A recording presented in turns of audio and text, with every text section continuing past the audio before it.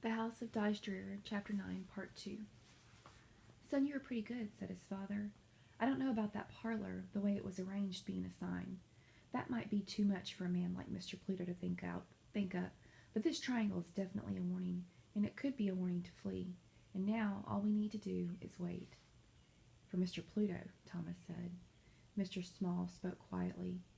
We may not see anyone, but you can be sure there will be another triangle sometime, somewhere, and that we will find it.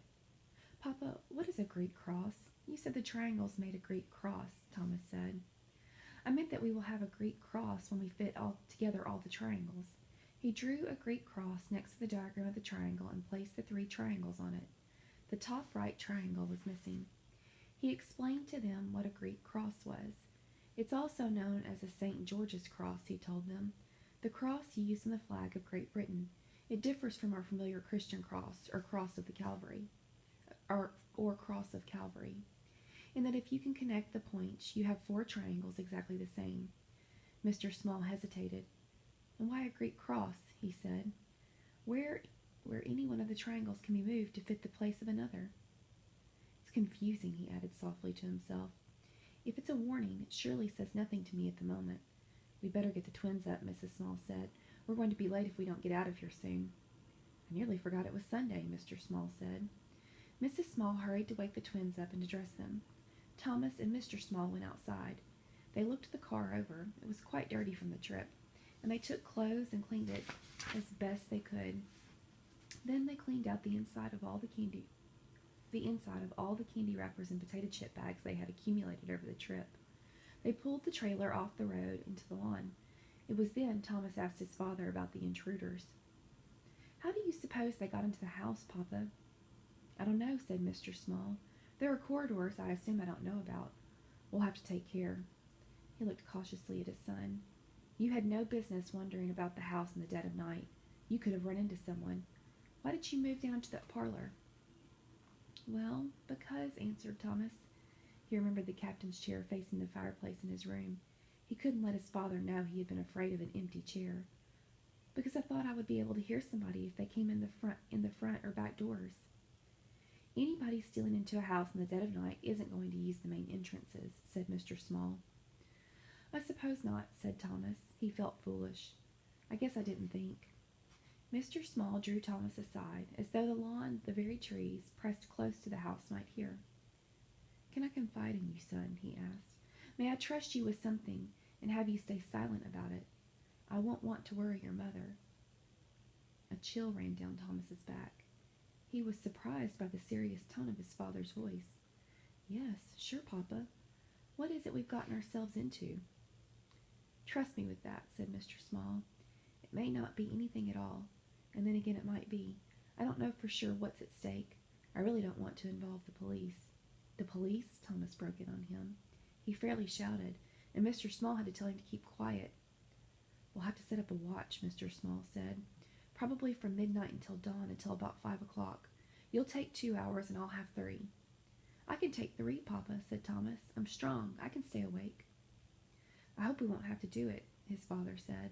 If things continue to happen as fast as they have been, there may not be any need for a watch. Papa, do you think that in the next day or two? Thomas couldn't finish his thought. He couldn't get beyond the idea of having to call the police. Who was Mr. Pluto anyway, and what did he have to do with those funny triangles?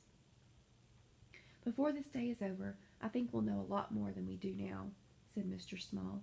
And if we do have to set up a watch, you'll patrol the upstairs, no matter what happens, no matter what you hear or see. You're not to leave that upstairs hall. Just give out a whoop, and I'll come running. Yes, sir, Thomas said. I'll yell like the devil. Somewhere there was the sound of horses' hooves. There was a whinnying nearby. Mr. Small went quickly across the lawn to where the springs rushed down to the stream.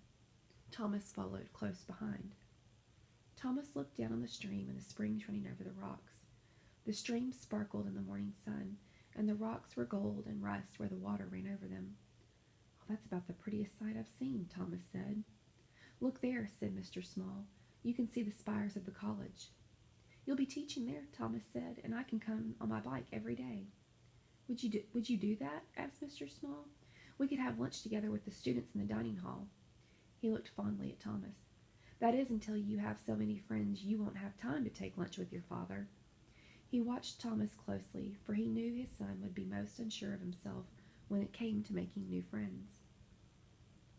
"Maybe I'll bring a friend or two along," said Thomas. "Maybe not every day, because there'll be so much to do, but we'll come once a week for sure." "I'll look forward to that," Mr. Small said. Bursting from around a bend in the stream came a buggy drawn by 2 horses. "Papa, look, it's the black that was here yesterday." There was a lighter horse hitched up with the black. It was the bay Mr. Small had mentioned before. "And Papa, Mr. Pluto's driving. And there's that child with him, that Pesty I told you about." The driver was indeed Mr. Pluto. He had a black cape draped over his shoulders. It was held with an enormous safety pin across his chest. The cape was old and misshapen. It appeared he had made it himself out of a material such as monk's cloth. Although it was clean, it looked the worse for wear. He wore on his head a stovepipe hat, which tipped crazily back and forth as the buggy bounced along. Pluto drove with one hand, holding the reins wrapped around his palm. He held a black and shiny whip in the same hand. The lash dangled from the whip in a curious sideways S. In the crook of his free arm leaned the child called Pesty. She was dressed in pink tulle and a blue polka-dot bonnet. Below pink silk stockings she wore white high-button shoes.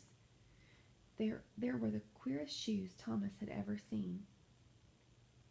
"Where are his gloves?" whispered Mr. Small. "I thought surely he had burned himself. But look at the child, a bonnet no less, and high-button shoes. That stovepipe is a knockout. History, I tell you, living history, out of time."